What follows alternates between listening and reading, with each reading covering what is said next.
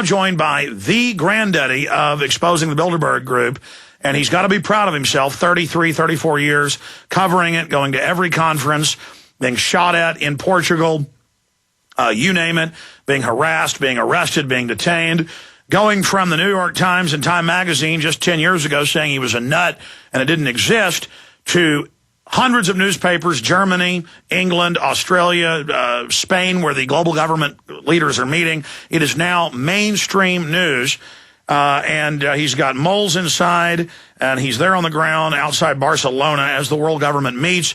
Jim Tucker, good to have you on with us. Oh, always fun. Jim, I know you're busy and exhausted, but just... Hold on just a minute while I reach down and grab my satchel, because I got information you want. Just bear with me a minute.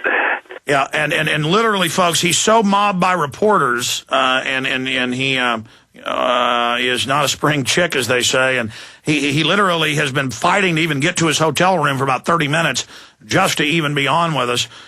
So we just got him as he got to his room, and he's getting his satchel. He wasn't quite ready, and we're going to get him to give us his, because he's got the real. Some people claim they have Bilderberg sources. He's got them on the inside and on the outside, so this is a big scoop we're about to get. Jim, do you have your satchel? Yes, now I'm ready. Okay, sir. Give us the lowdown.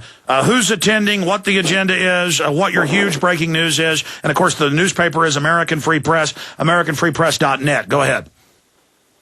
Okay.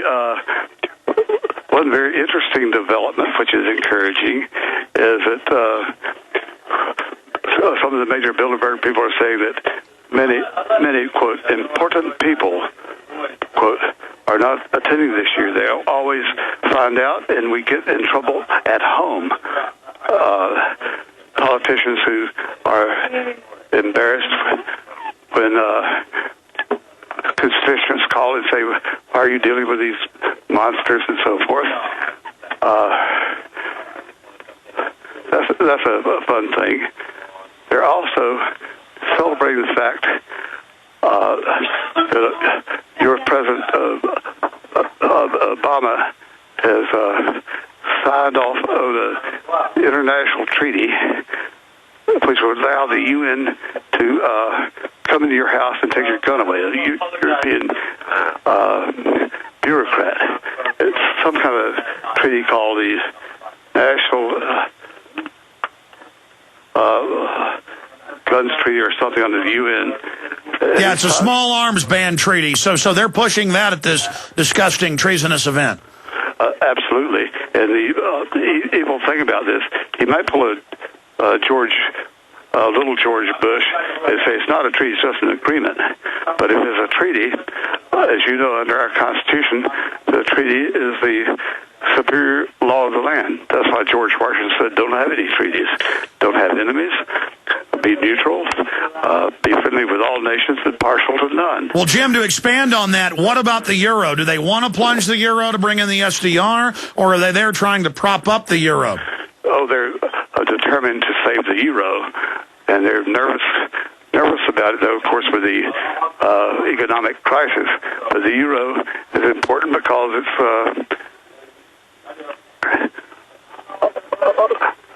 a part of their world government program. They're very discouraged, thank goodness. They're very downbeat because they've fallen so far behind. As I said before, in the 1990s, Bilderberg was absolutely confident that we'd have an American Union patterned after the European Union, and the Asian Pacific Union would be well underway. And they've fallen back, they've fallen behind, and they're very discouraged, but they're still persisting on climate change, as futile as that might be. As you know, the real scientists have shown and demonstrated, we're talking about climatologists, experts in the field, who are... yeah, they got caught in climate gate. They know it's a fraud. It's about taking over resources. So you're saying that's a big agenda. What about Bill Gates in attendance? We know he's always pushing eugenics and climate change. The Spanish newspapers are reporting that they caught up with him trying to basically sneak in, claiming he was in Barcelona for something else, and then he said he's there to push climate taxes. Yes, he is, and he's attended one Bilderberg meeting in the past, and this is his second Bilderberg meeting. Definitely they're going to push the climate change, even though they're so far behind on that with the scientists' letters proving this whole thing is a fraud. In fact, one Bilderberg guy said that on climate change, we are about whipped. That's quote on climate change. We're about whipped. Incredible. About whipped. Incredible breaking news. And when will we be able to read this in detail at AmericanFreePress.net? It's a very, well, I'm not sure how fast they get things on the internet. I'm not high tech. I'm a romanticist. Okay, but I mean, more details will be there, and we're very appreciative of the newspaper allowing you to share your huge scoops with us. Again, the granddaddy of exposing this arm of the global government right up at the top of the pyramid. Jim Tucker. Also, I talked to Charlie Skelton of the London Guardian, who was there when they kicked him out. He overheard the head organizers saying they were mad at me for bullhorning them, that they were scared, and he said that dovetailed with your intel. This is the first time ever that a bunch of them haven't attended because they're scared of being associated with Bilderberg. Is that accurate? Yes, that's a fact. Came to me from a source who knows the Bilderberg people. He's done business with him. When I first talked to him about Bilderberg 20-some years ago, he said, "Oh, Pete Sutherland, yes. He's an international financial consultant. I dare not go beyond that in describing him, but he's helped us find Bilderberg over the years. He's confirmed events and so forth, and they are determined to push climate change. There's more, let's see, scan through notes here, but they're doing more propaganda on alleged climate change even as we speak. And a consumer note, of course, British Petroleum and all the Shell and the other big international oil companies have long been Bilderberg luminaries, and they are competitors, but they're still a brotherhood. So they have agreed to allow Obama to be outraged and talk about criminal procedures against BP, but he's also referred to as one of our brothers among the oil industry, which has long been heavily represented. So it's going to be a bunch of talk like the AIG charges they've now dropped in the Goldman Sachs, much ado about nothing, putting on a show.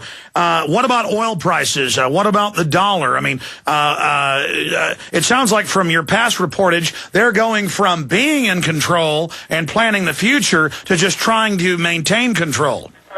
They're trying to maintain control. Now, their plan is for the gas prices go down and be nice and cheap this summer. In the months ahead, they're to go up to $4 a gallon, starting probably around November, some such time.